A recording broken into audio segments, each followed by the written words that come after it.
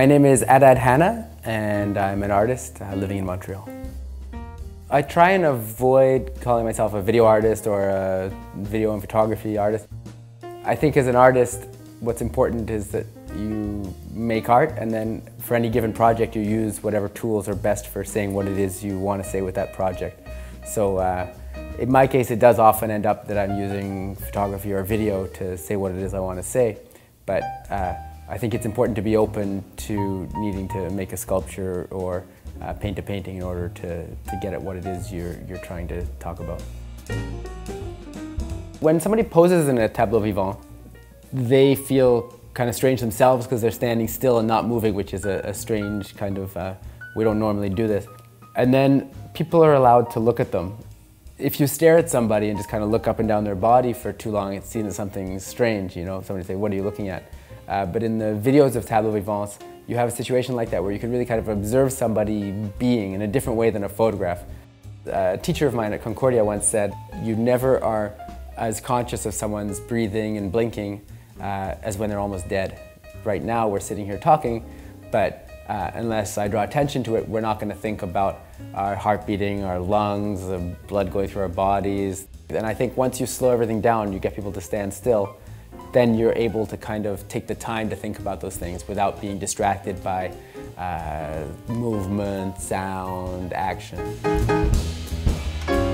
We're at the Montreal Museum of Contemporary Art, the MAC. This exhibition is the Quebec finalists for the Sobey Award. For me, it was quite exciting to be nominated this year for the Sobey Art Award. The exhibition at the MAC was a great outcome of that, because I was able to show some bodies of work that I'd been meaning to produce and just kind of needed a venue. So these are two recent projects that I completed. This is called Unwrapping Rodin, and this is called Les Bourgeois de Calais, Created and Displaced. In most of my work, the models are standing still, but in here, sculptures are already still. So I put the camera, I shot handheld. And so the movement you see is the movement of me trying to be still. What you're seeing is a recording of kind of their real-time lives in a way, but it's sculpture, so there's no lives. But the movement, I think, from the camera kind of adds some of that a bit. This is actually it's a remake of something. Phyllis Lambert had taken some photographs that were almost identical to this in the 70s when she moved. This is her sculpture when she'd moved it.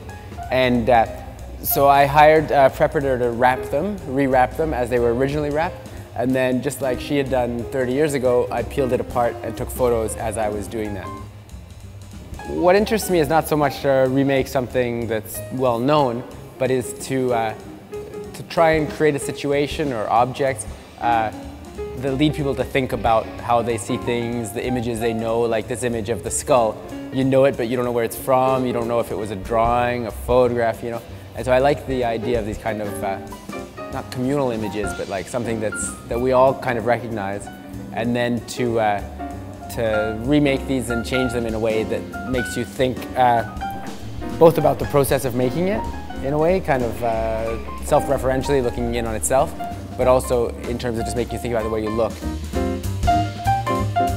In Montreal, the environment is definitely great for creativity, I think, in general. I mean, the arts, and not just the fine arts, but dancing, music, everything seems to be quite alive here. And I think that's not by accident. It seems valued by Quebec culture.